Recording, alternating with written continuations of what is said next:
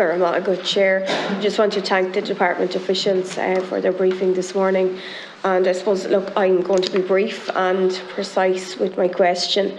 It relates to ASD units. I do understand that Martina's department is heading that up and coordinating things, but I suppose as a local elected representative in Laois Offaly, I am getting some concerns from schools who feel that, you know, things aren't happening quick enough and that ASD units aren't on track for September, this coming September. There is a bit of panic, and I'm just wondering, like, what way are things coordinated in terms of the CNO, in terms of the principal, in terms of the department? Is there close coordination and ongoing collaboration? Because I feel that that's vital. I do know of cases where parents, also very frustrated, are working closely with a principal and in some cases a CNO. But I just wonder, like, what extra resources will be put in there to make sure that these units are on track and are delivered by this September. And as I say, I'm talking about this September. I understand there's pressures. I do understand that, and that there's increased numbers in the system and in terms of the autistic units that have been opened as well, that the numbers have soared, and I see that clearly. But just like, what reassurance can I give those principals and those parents that the department has this in hand, and that in some cases I do want to stress that it may entail a second unit where one has already been delivered and now there's a demand in the area for a second. So I do want to stress that point as well, but I'd just like to know, like, what's the plan? Are they being fast tracked, and more importantly, will they be delivered in time? Thanks.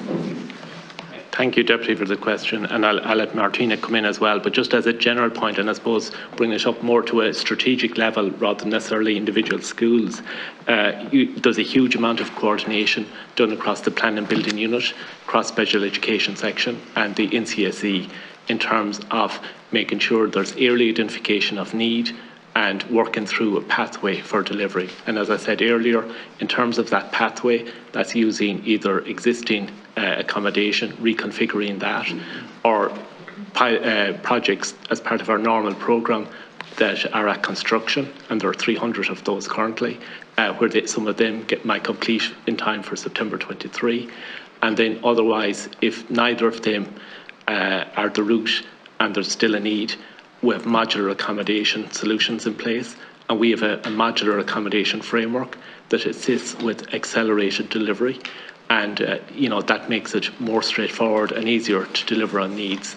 So, I suppose with building projects generally, you can never give 100% guarantee, but I think when you look at the conditions and the mechanisms that we have put in place, a huge amount of positive work has been done to position all the stakeholders to deliver on needs as quickly as possible. And, if you look at 2022, we were hugely successful delivering a lot of additional capacity into the system. And, we'd look forward to building on that progress in 23 and beyond. But I'll ask Martina to add to that. Thanks, Deputy.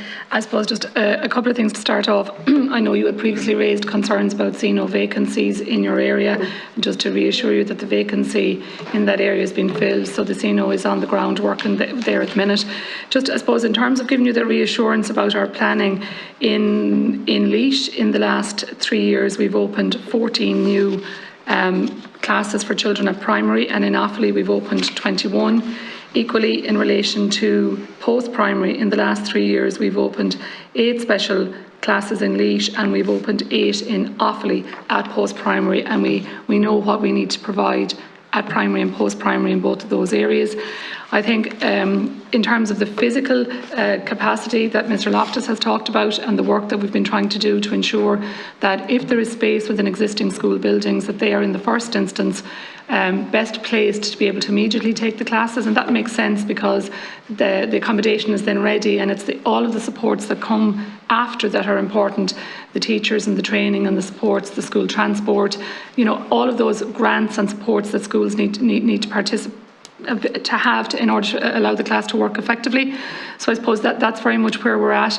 In terms of that really intensive engagement, so special education, the building unit and the NCSE meet weekly.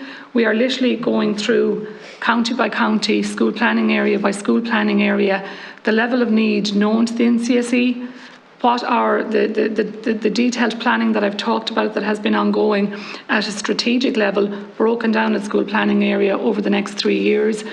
And we then want to ensure that where there's need known to the NCSE, that we're not just meeting that need, but we're also meeting what we see as the expanded need, which are the children coming through from primary into post-primary who are going to need a placement, and indeed children who sometimes in primary as they get older may need a special school placement. So we're trying to look at this across the continuum of support, the mainstream, the special class and the special school. And I think all of that together and trying to get that early notification out to schools is the thing that we hope will achieve earlier I suppose, reassurance for parents that the classes that they need will be available. But a key piece of this is having the CNOs on the ground. And I suppose the other key thing to mention is that in budget, for budget 23, what the additional funding that was secured for the NCSE, because we're very conscious that it's a frontline service, that the numbers of CNOs that they had on the ground were just not able to get to all the schools and all the parents. So there's been a very significant investment in the NCSE. It's going to double their staff, including more CNOs and ancillary supports, and we hope that that's going to make a very practical difference as well on the ground for parents and for schools supporting children with special educational needs. Thanks very much.